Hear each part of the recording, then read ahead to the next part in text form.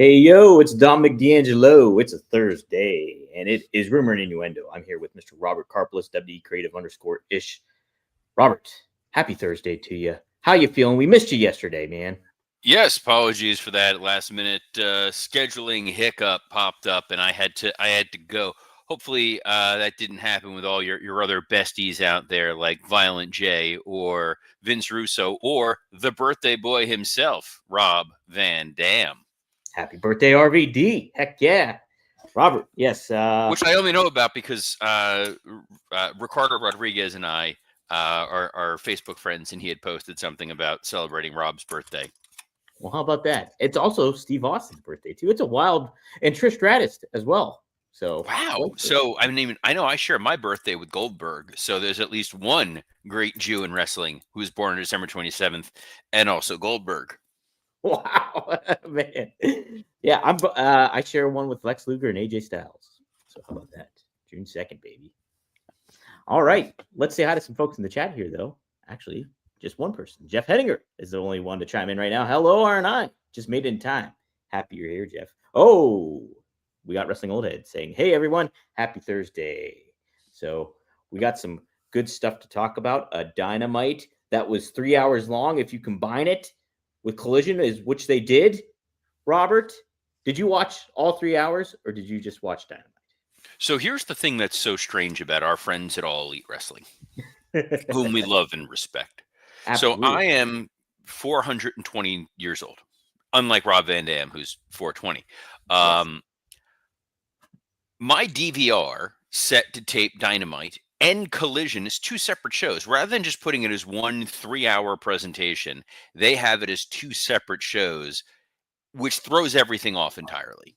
It's a weird decision on their part to go ahead and do that rather than just make it one coherent 3-hour show.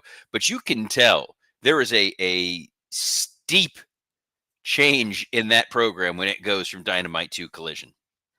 Which is weird because, yeah, why not just embrace it as like a 3-hour Dynamite and like forego the Collision name tag on it all? Who are they thinking that? Well, most of our fans know they're going to tune in from 8 to 10. They're going to make plans at 10 o'clock, so those people can go. But the Collision people, they're going to stick around. Like, just make it a 3-hour special. And they gave you so many big matches on that show so early in the broadcast. You absolutely could have extended it for all 3 hours. 100%. I said yesterday, I think they should have opened the show. Did they say they should open the show with something? I said they should open the show with like a match like Orange Cassidy versus Mascara Dorada just because of the athleticism aspect of it all. Well, they put that on Collision. That They was need on to Collision. keep people awake. I know they have an energy drink sponsor. Maybe that's it. Maybe that's their strategy. And it worked because I'm not drinking their energy drink. I'm drinking my delicious peach Celsius. Not a sponsor, just something I enjoy. Is it still Woo Energy that they have as their energy drink? No, they don't. They don't still have you couldn't get the Woo Energy. We tried to order it. I was going to make my previous co-host drink it, and we nowhere in two large major metropolitan cities was it anywhere remotely available. That's bonkers indeed. Well, but when you think healthy living, the first person you think of is Nature Boy Ric Flair.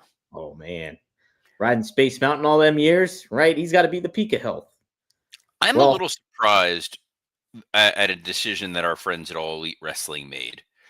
Namely, this was a taped show. Mm-hmm. And we had talked about a week or so ago, like, are they going to the UK? You may have talked about it with Scott. I may have just yelled it out into the ether. I said, MJF had been posting some things on social media that made it feel like he was going to potentially return sooner rather than later. And I go, there's no way they're going to have his big surprise return occur on a taped show so that it's out there on the internet. And then you're sitting there watching a segment where it's pretty lame duck when you know the big surprise. But they proved me wrong, Dom. They sure did. They went ahead and gave it away on a pre-taped show. Well, I mean, I did not know because I didn't know, like, I didn't tune in and figure out that, I didn't read the spoilers, basically is what I'm saying. So, I didn't read the spoilers, but I did see MJF was trending on X. And unfortunately, the primary reason why I go click if someone's trending is oh no, what did they say? Or, oh no, are they still alive? That is very true. Denzel Washington gif where it's like, No, but that's hilarious. yeah. So when it was like, oh, MJF surprise, I'm like, what the bloody heck? Because they're in the UK. We're talking Dynamite. So that's what we have on the run sheet here today, correct? That is correct, Robert. And And I gotta pull up the old notes on the old phone. right. Well, the show did kick off straight with a match. It was John Moxley. It was Roderick Strong. And John Moxley, he ends up getting the win. He's now has 6 points, is in contention now. I did not know that he was advancing that highly already. Last week, we just saw he was down and out on his luck, and now he's back on track, Robert. Do you like this storyline going on with Mox? John Moxley is the most compelling babyface they have in AEW. Yeah. He overcomes the early adversity in the tournament. He overcomes this fear of submissions that was going on, and he beats Roderick Strong. And then during Collision, cuts the second most compelling babyface promo I've seen from John Moxley this year. The first was, I think it was a week and a half ago, where it was about, as long as there's one grain of sand left in that hourglass. The hell are they doing? The dude like murdered Bryan Danielson. He murdered Darby Allin. He murdered Sting. But, now he's a babyface because I think they realized, oh man, we definitely need John Moxley on TV in order to preserve ratings. And we're not going to split up the Death Riders. So let's just go with plucky underdog, babyface, grizzled veteran John Moxley.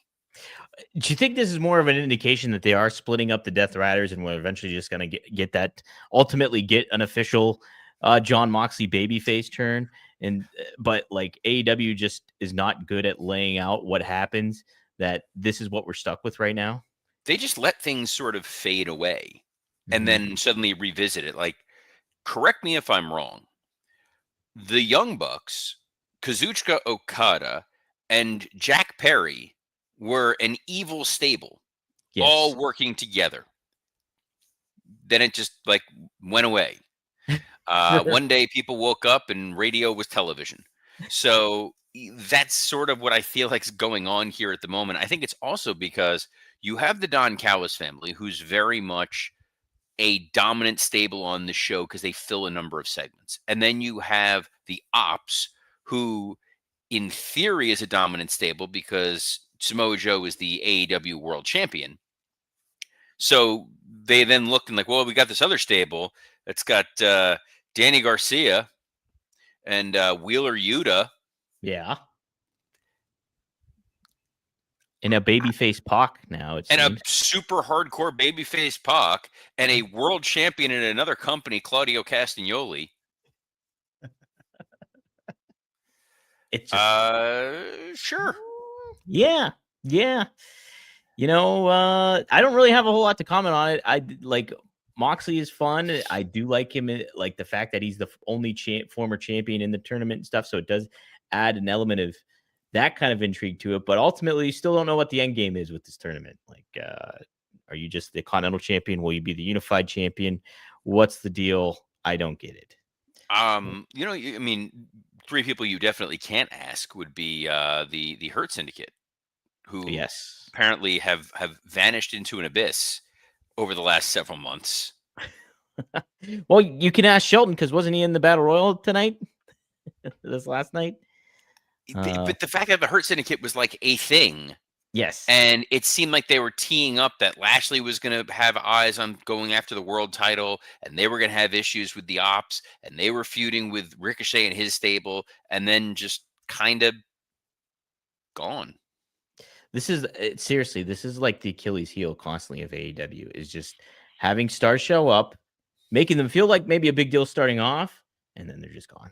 And they kept Eddie Kingston on TV, so there's that. Eddie Kingston cut a promo in the back that was basically, I lost, but I'm going to come back and win again at some point.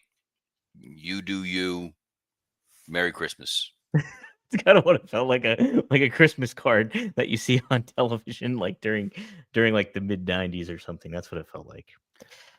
Hey, we had a winner take all, $1 million winner take all, Robert. It was the Elite. It was the Don Callis family. And the winners did take it all. That was Omega, Matt and Nick Jackson, friends again. They pinned Hechicero. Could you believe it? As they defeated him. Totally stunned. If you would Yes. have read off the names, Matt Jackson, Nick Jackson, Kenny Omega, Kazuchika Okada, Konosuke Takeshita, and Hechicero. Gee, I wonder who's taking the pin. I think Hechicero may actually be Spanish for taking the pin. Taker of pins. That could be very much it. Like a criminal and a hot topic. He's the taker of pins. My hope, if there was in fact a hope to come out of this, is that if there was going to be a segment and you're trying, you got Okada mad at Takeshita, Takeshita mad at Okada, and the fact that the two of them arguing with one another is what led to this. You get Don in there, and he goes, he looks like he's yelling at Takeshita, and it's like, we know whose fault this is, Hechicero. And then you get a bunch of guys jump Hechicero in order to try to keep these two alpha males together. I guess. I don't know. Now that they have the $1 million that they've won multiple times now, where do they go? What do they do with this $1 million? Yeah. What is the storytelling element of all this? And I think another thing this match was in the middle of the show.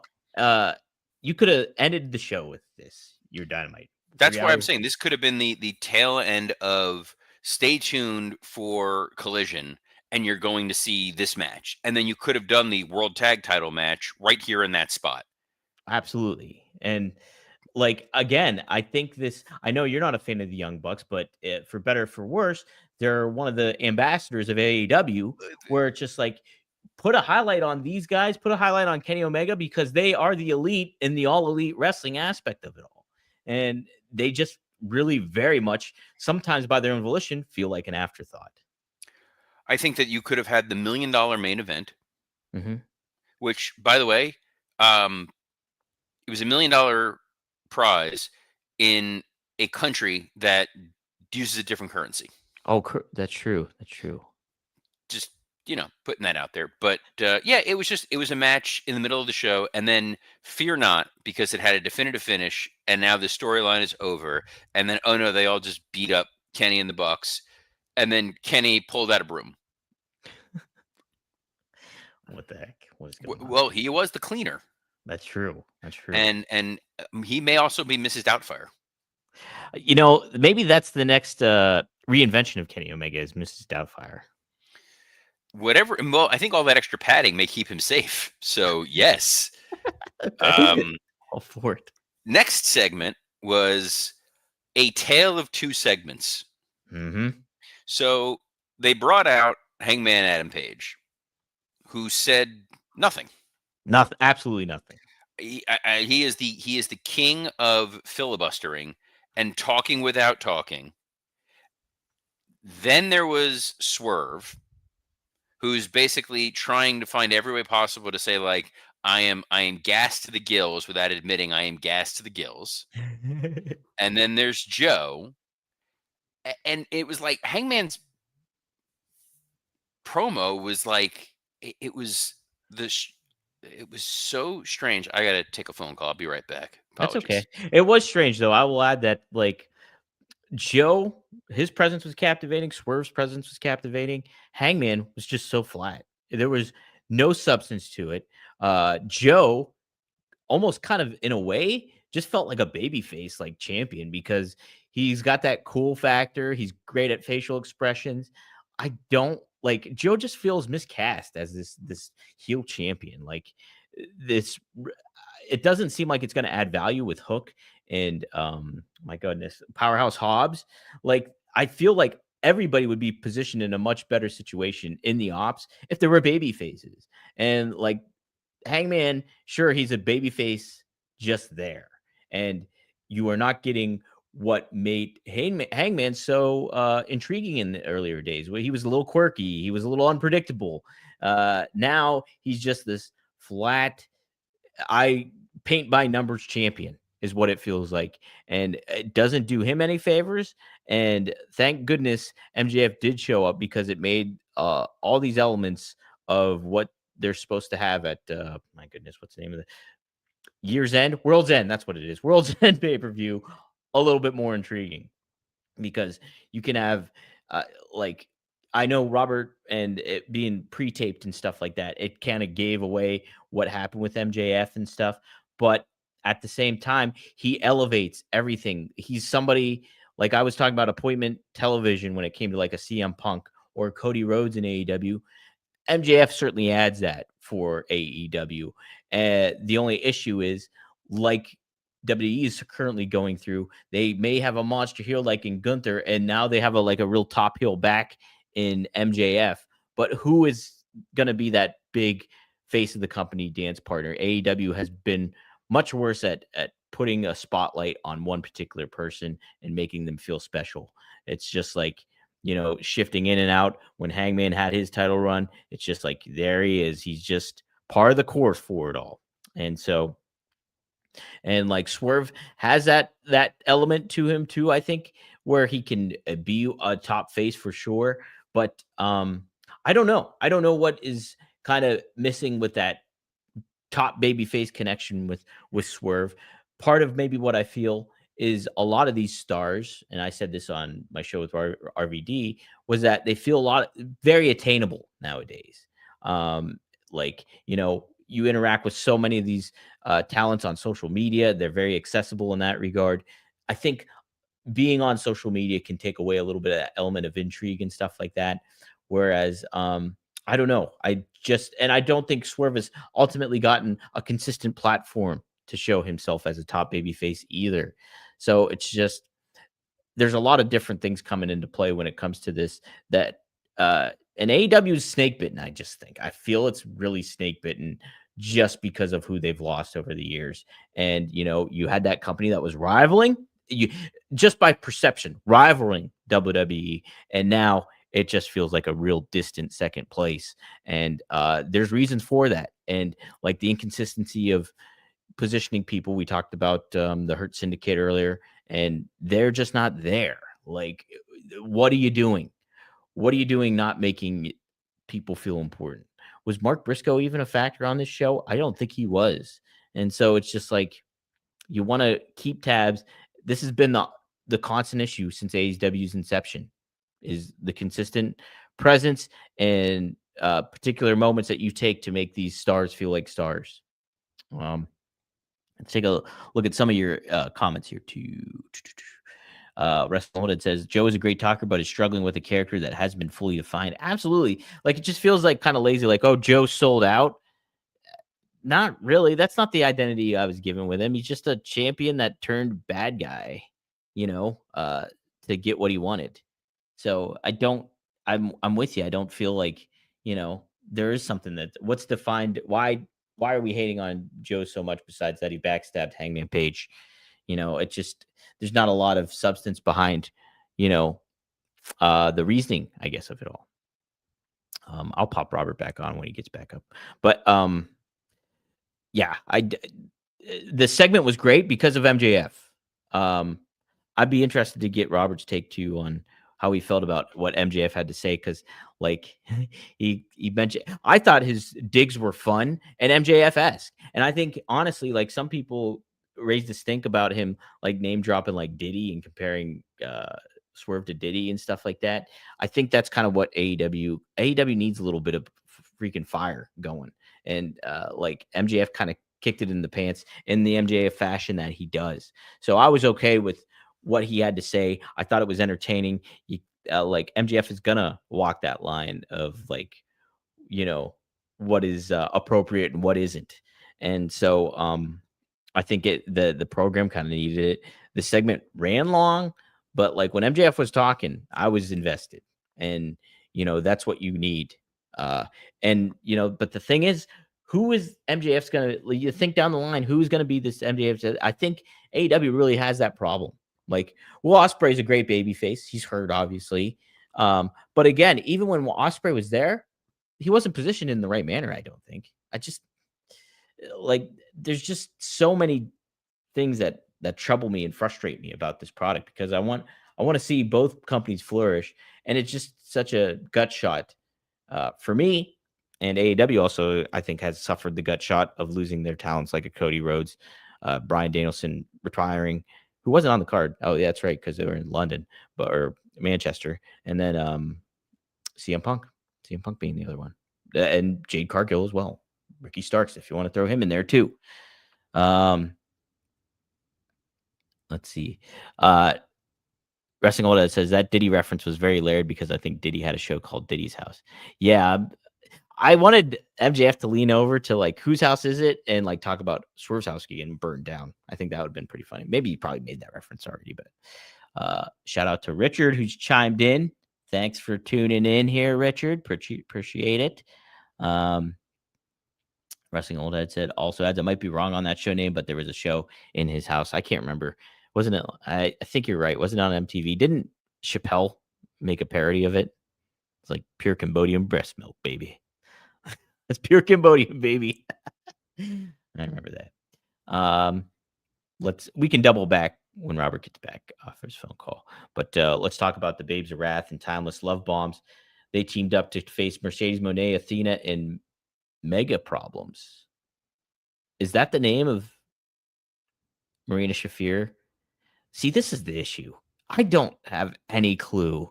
There is no. Help us out here, AEW. Literally, treat us like children and lay out stuff like names of people, show it, talk about it, because I had no idea that's what Marina Shafir and Megan Bain were called.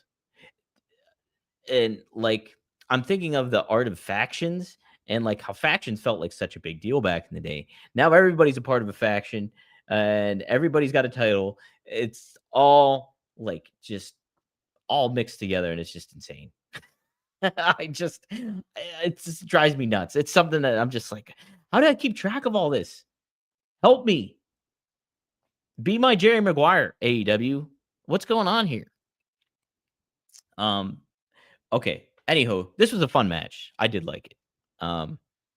And you had Mercedes get the pinfall win off of Willow. So are we getting Mercedes and Athena teaming up to go against the Babes of Wrath? Where I thought they were going to make a run in the tournament, Mercedes and Athena. So we're revisiting that story. I'm kind of okay with it.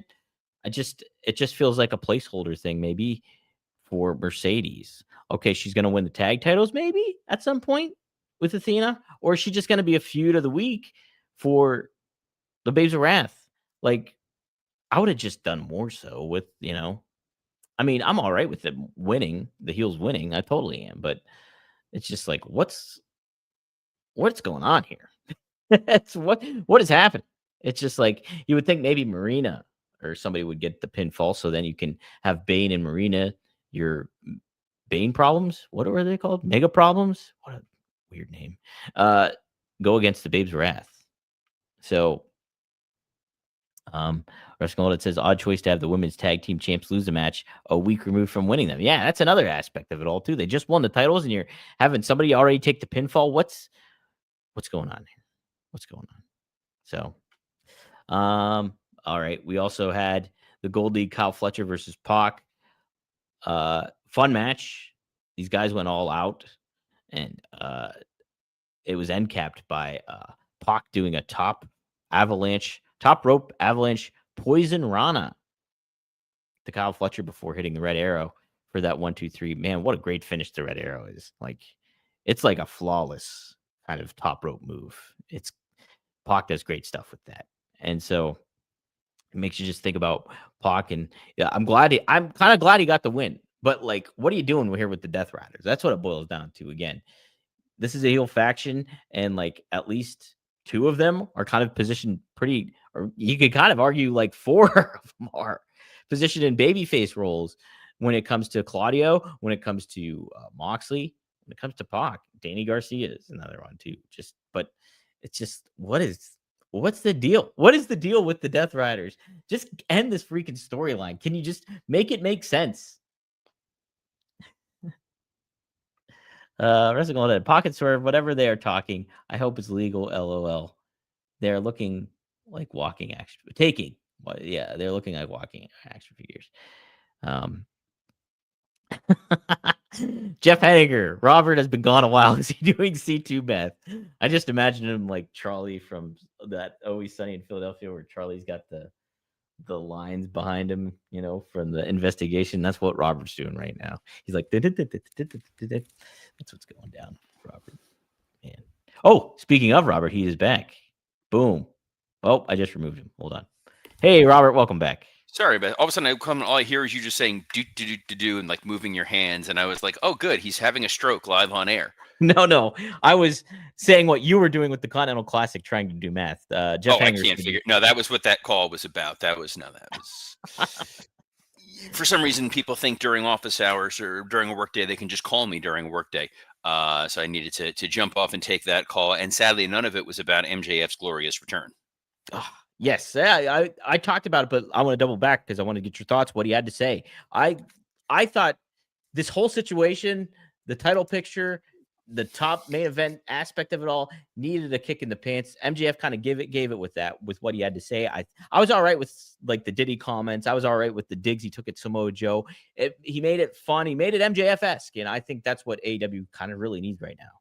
It felt like it was a different program entirely, and I think that's why I liked it. Yes. There was a safe route. There was a phone it into the end of the year route. There was what WWE is doing over on Raw route, which is we just want to get out of the rest of the year and we'll focus on 2026 and 2026. MJF showing up in there as plugged in and as engaged as he was and calling out how terrible everything else has been on this program. It felt like you could use this iteration of MJF as a babyface, as a heel, and not change who he is. Mm-hmm. And I think that they wanted that flexibility because I think the audience is confused with, wait, why are Hangman and Swerve getting along okay? Hangman does sound like a bitch, which has been a problem of his for quite some time, that he does not sound like a real babyface. No. When he talks, there's a whiny, complaining element to it. He's almost like a shorter Drew McIntyre in the way that he's been talking. And this idea of, well, I was going to be virtuous, and when I won the title, I would give a shot to Darby, and I would give a shot to Ospreay, and like, what is this? It's not intriguing at all.